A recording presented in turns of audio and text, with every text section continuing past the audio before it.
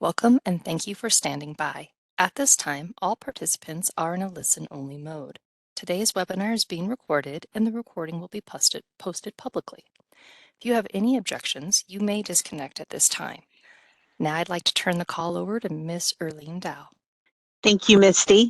Before we begin, a few housekeeping items. We will save all our questions to the end of the presentation. Please add all your questions into the Q&A box in the lower right-hand corner, and we will read them out loud after the presentation. The chat has been disabled to our attendees at this time.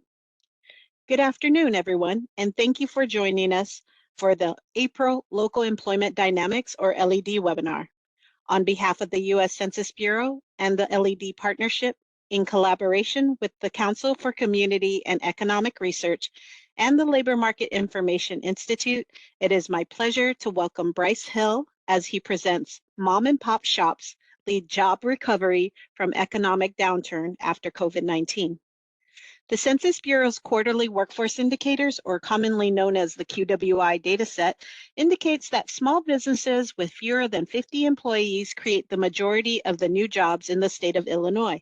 Despite obstacles from the pandemic and government policies, Hill shares insight on how small businesses thrived in new jobs, employment, and payroll.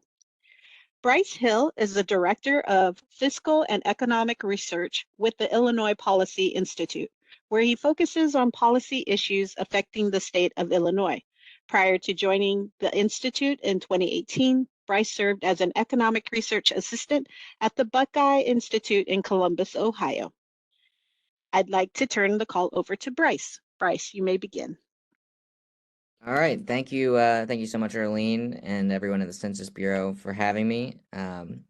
Very excited to dig into this topic and to share with you some of the findings from our research, and really to just thank you and the Census Bureau for the great data that makes my life a whole heck of a lot easier trying to understand what's happening in the Illinois economy. So my colleagues and I can't thank you enough. So thanks for giving me the opportunity to discuss some of that here today. And so today we're going to be talking about the role of small businesses in the Illinois economy, both pre, during, and post-COVID, and what small businesses are doing to really keep the jobs and labor market churning in the state of Illinois. So without further ado, let's get into it. I want to set some historical context here to start, because I think that's incredibly important to understand kind of where the Illinois economy is, and really sets the stage for just how impressive the state's small businesses have been in recent years. Illinois' economy and labor market has been extremely slack, extremely laggard since the end of the Great Recession. Compared to national payroll growth, the nation grew 74% faster than Illinois from 2010 to 2019. Not only are we lagging the rest of the nation, but we're lagging virtually all neighboring states with the exception of Iowa. Jobs growth is 35th in the nation. So even when comparing across similar states and even in the region, Illinois jobs growth is just simply not keeping pace. That's had some really negative effects, obviously, on Illinoisans and the state's economy overall. The state's unemployment rate has been stubbornly high, being higher than the U.S. average for virtually all of the past decade plus. The average monthly unemployment rate in Illinois was 7.1% for the past decade, compared to 6.2% in the U.S. That's 46th highest in the nation. We're still around that rank. We're actually now 48th in the nation with an unemployment rate of 4.8%. So lower than it has been historically, but still far higher than our neighboring states and far higher than the national average.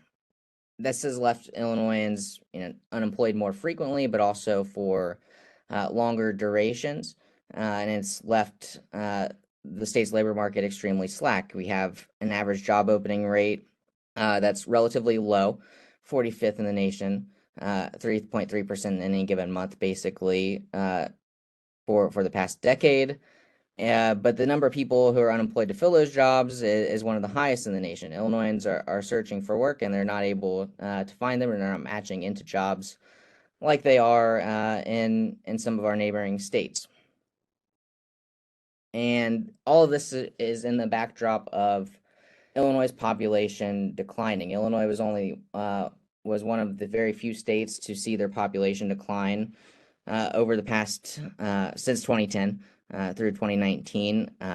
This is all due to domestic outmigration, Illinoisans leaving the state of Illinois for other states. So while births are continuing to outpace deaths, the natural increase is still there, although that increase is slowing as the population ages and birth rates are declining. We still see a boom in the population due to births outpacing deaths. And we also see positive international migration, though that varies from year to year. But the sole driver of Illinois' population change is coming from domestic outmigration. Primarily, the bulk of that is coming from prime working age Illinoisans leaving the state. And one of the big reasons, the biggest reason why these individuals are leaving the state are they're looking for work. Over half of the people, the prime working age people leaving the state, say that they're doing so for work-related reasons. So it's not the crummy Chicago winters that are keeping people from planting roots in the state. People are looking for opportunity, and they're increasingly finding it elsewhere. And it's not just people; it's companies that are leaving too. Here on the left, you can see a long list of companies that have recently announced that they are either leaving, in the process of leaving, or downsizing their footprint in Illinois. You have major employers from Caterpillar, Tyson Foods to Boeing, who's moving their headquarters. And on a per capita basis, the change in the number of firms relative to the population is among the worst in the nation, only to be outdone by New York. So there's fewer and fewer employers as a result of outmigration as well. But now that we've kind of covered the bad news of Illinois and the struggles in the state's economy, we can turn to one of the bright spots, which is the state's small business environment. Small businesses are responsible for 2/3 of all new jobs growth during the last expansion period from 2010 through 2019. That's similar, but higher than what's happening throughout the rest of the nation as well. It's 64% in Illinois versus 56% in the U.S. So we're increasingly reliant on our small businesses to create new jobs, even more so than the national economy. These businesses were extremely vital during the pandemic as well. They were the least likely to see employees laid off. They're less likely than even their counterparts nationwide to lay people off, even though job losses overall in Illinois were more severe. So these are our largest job creators, and they were also the largest source of stability to the state's economy during the onset of the COVID-19 pandemic. Post-COVID and throughout the pandemic, these have also been continue to be the largest job creators. In fact, they are the only job creators on net when you compare pre-pandemic through the most recent data that we have. The only businesses in Illinois that are adding jobs right now are firms with fewer than 20 employees. This is a similar trend again to what we're seeing nationwide, but the concentration is more spread out nationally. Some of the slightly larger firms nationwide are growing jobs, whereas in Illinois we're concentrated solely on these employers with fewer than 20 employees and reliant on them for jobs growth. This is really important as well because the state only recovered COVID-19 era job losses last July. So that's 14 months after the rest of the nation had already recovered on net. And we are the last of our neighboring states, with the exception of Michigan, to recover those job losses as well. And we have some good data on where these firms and job creators are based on some additional census data. We are seeing sole proprietorships, friendly industries like transportation, retail trade, and real estate lead firm creation. So this gives us some insight as to what kinds of small businesses are thriving and what kinds of small businesses are contributing to that jobs growth picture. And we're doing this, the small businesses are doing this in Illinois in spite of some major hurdles. The business tax climate in Illinois, according to the Tax Foundation, ranks 37th in the U.S. It's among the worst among all neighboring states. The only state in the Midwest that's less friendly is Minnesota, and we have the second highest property tax rates to thank for that. We have the second highest corporate income tax rate playing a factor. We have the seventh highest combined state and local sales tax, and one of the worst unemployment insurance tax structures in the nation as well. Each of these individual components rank worse than all of our neighboring states, too, further contributing to the state's relative uncompetitiveness. It's not just the tax environment either. There's been a longstanding tradition of fiscal mismanagement in the state of Illinois. There was a carried deficit that the state had since the year 2000 until just recently in 2022. The state experienced a 2-year budget impasse, which racked up $17 billion worth of unpaid bills that were accumulating interest. And it wasn't until federal stimulus and aid over the past several years that the state was able to pay off those debts and to finally eliminate the carried deficit. So the translation here is that the unfriendly tax environment prospects weren't looking any better because of this. We also have some things to be wary of in the future. The pension crisis in Illinois is one of the worst in the nation. We have the worst pension funding ratio sitting at about 50%. The highest debt to GDP ratio of any state, at more than 20%. No other states anywhere close. Next closest state's Kentucky at 16%. And the state's current funding plan for the pension system shorts payments by more than $4.5 billion every single year. So those challenges are lingering. And in light of some of the fiscal challenges of the state, we see calls for higher taxes. We've seen 2 of the largest income tax hikes in state history in the past decade. We had Governor Pritzker enact $4.6 billion worth of new tax and fees in 2019. Voters had to reject a tax hike proposal at the ballot box in 2020. And we see consistent calls for higher taxes each and every year. Specifically on the business community, and we've seen this even in the most recent state budget with calls for capping net operating losses on business, capping the retailer's discount, which retailers is a rebate for retailers that collect sales taxes for the state, and expanding the corporate franchise. One of the positives, though, has been extending the corporate franchise tax exemption, which in Illinois does save about $10 million, but still carries a significant compliance burden that these small businesses have to navigate. And as a result of the hindrances and the complications that the state has thrown up, we have, despite a very successful small business climate culture in Illinois, we have a relatively low business formation rate. So business application activity per capita is among the highest in the nation, although the growth in those applications has been relatively slow compared to other states. But something stands in the way between when people go to apply for business applications versus when they can actually execute and open their doors.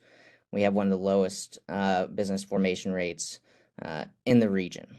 So all these factors, the compliance costs and things like that, are hamstringing the business community that is the job creator in the state. But there have been some positive factors recently. Federal aid injected $195 billion into the state's economy, whether in the form of federal aid to governments or individuals or businesses. The revenue windfalls from 2021 to 2023 have erased some of the financial pressures. We were able to eliminate the bill backlog that I spoke of.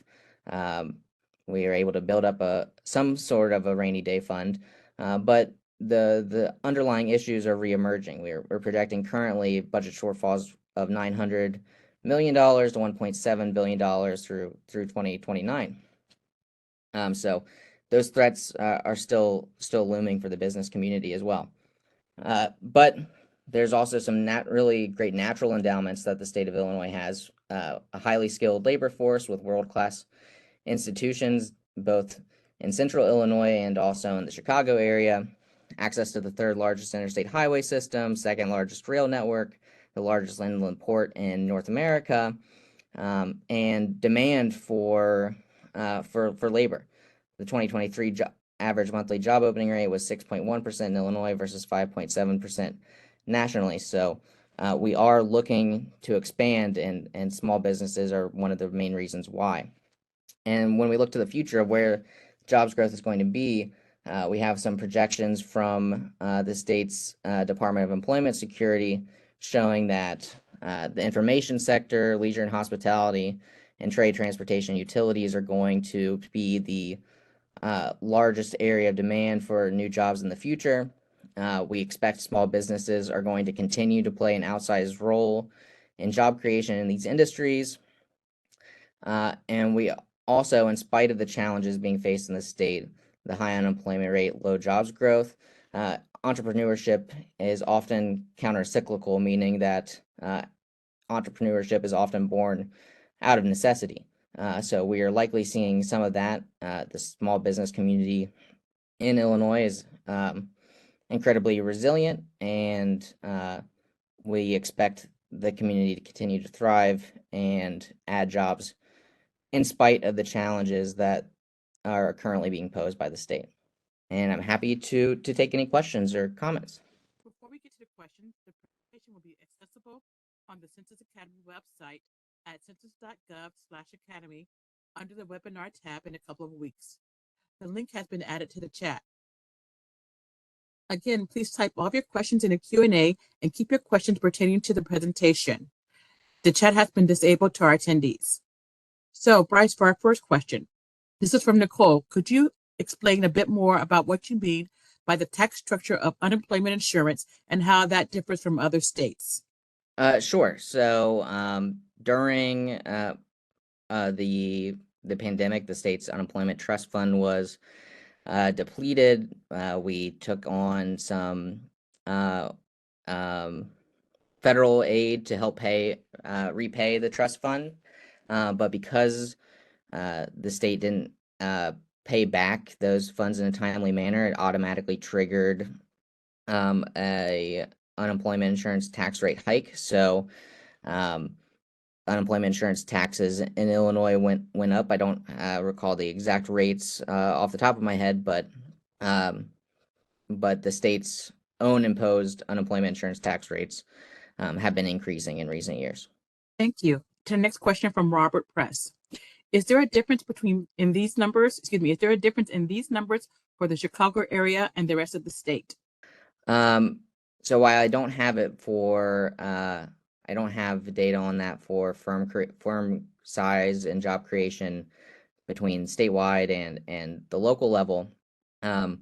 For the overall labor market figures, the city of Chicago is actually pretty similar to the state of Illinois, or to the state as a whole. So the unemployment rate in Chicago is slightly lower than the statewide average, and jobs growth has been slightly higher in Chicago, but still the same issues that are plaguing the state of Illinois are also affecting the Chicago labor market. The city's population is also declining. Unemployment rates are higher than similar cities, even if they are slightly better than statewide. Thank you. Our next question is from Irene Ulbrich. How can this study be replicated in other states? to mainly evaluate the mom and pop business influence in the health of the economy? Yeah, the data on firm size and job creation comes from the Census Bureau's quarterly workforce indicator.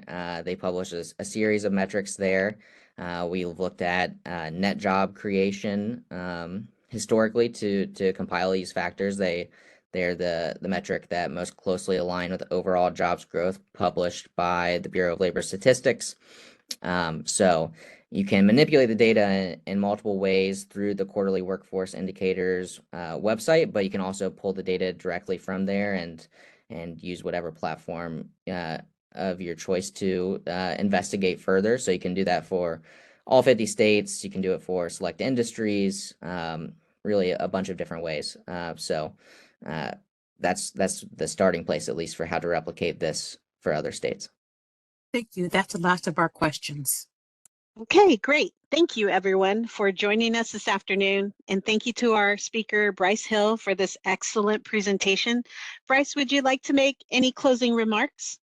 Well, I just want to say again, thank you, Erlene, for the invitation to talk about some of this work. And just really want to stress the importance of small business in not only the Illinois economy, but in the national economy as well. It's it's oftentimes a very feel-good story, and you might have questions as to whether or not the story bears out in the data.